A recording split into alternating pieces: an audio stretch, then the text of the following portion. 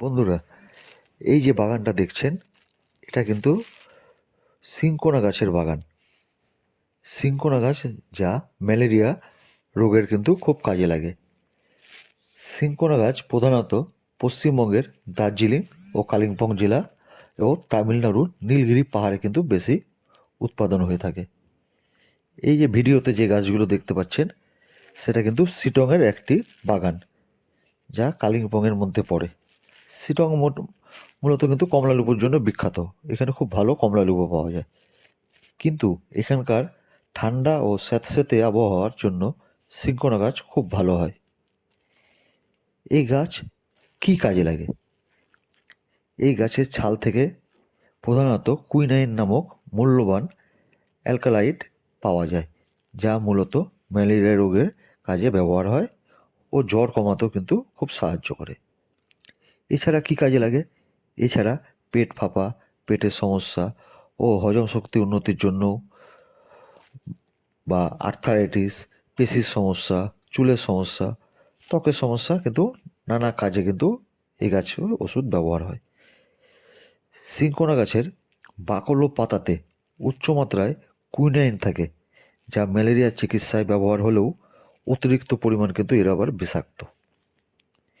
এর কাঁচা পাতা খেলে সিনকোনাইজম নামক বিষক্রিয়া হতে পারে। এই লক্ষণগুলো কি কি? যদি ওইরকম হয়, তার লক্ষণ হবে মাথা ব্যথা, বমি বমি ভাব, চোখে ঝাপসা দেখা, এসব হতে পারে। হৃদরোগীদের ক্ষেত্রে কিন্তু এটাও খুব মারাত্মক। সিনকোনা গাছের ছাল থেকে যে কুইনাইন পাওয়া যায়, তার নানা প্রক্রিয়ার মাধ্যমে কিন্তু তৈরি হয়। এটা ডাইরেক্ট কিন্তু খাওয়া যায় না। যে কোনো সমস্যায় এই ওষুধ খাওয়ার আগে অবশ্যই কিন্তু ভালো চিকিৎসকের পরামর্শ নেওয়া উচিত।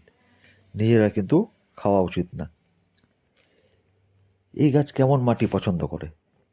এই গাছ কিন্তু একটা অম্লীয় মাটি পছন্দ করে। এর জন্য গভীর, উর্বর ও জৈব পদার্থ সমৃদ্ধ মাটির প্রয়োজন, যা আর্দ্রতাকে ধরে রাখতে পারে। এই গাছ উঁচু পাহাড়ে ঢাল জায়গায় হয়, খুব ভালো হয়। সমুদ্রপৃষ্ঠ থেকে 1000 থেকে 2000 মিটার উপরে কিন্তু, যেখানে বরফ পড়ে না, সেসব জায়গায় কিন্তু এটা খুব আদর্শ একটা গাছ তৈরি হওয়ার। এর জন্য কিন্তু প্রচুর বৃষ্টিপাতেরও প্রয়োজন। যেখানে এর চাষ হয়, সেখানে তাপমাত্রা হওয়া উচিত 21 থেকে 24 ডিগ্রির মধ্যে। এটা কিন্তু একটা বড় চিরহরিৎ বৃক্ষ, যা নির্দিষ্ট উচ্চতায় আবহাওয়ায় খুব ভালো হয়। বাড়িতে যদি এর চাষ করতে যান, এটা কিন্তু পরিচর্যা করা কিন্তু খুব কঠিন হয়ে পড়ে। ওই জন্য চট করে কেউ বাড়িতে কিন্তু করে না। শখে করতে পারেন, কিন্তু এটা করা খুব কঠিন হয়ে যায়। ঠিক আছে বন্ধুরা, এই যে দেখালাম, যতটা আমি জানলাম, জেনেছি, আপনাদের সঙ্গে আমি শেয়ার করলাম।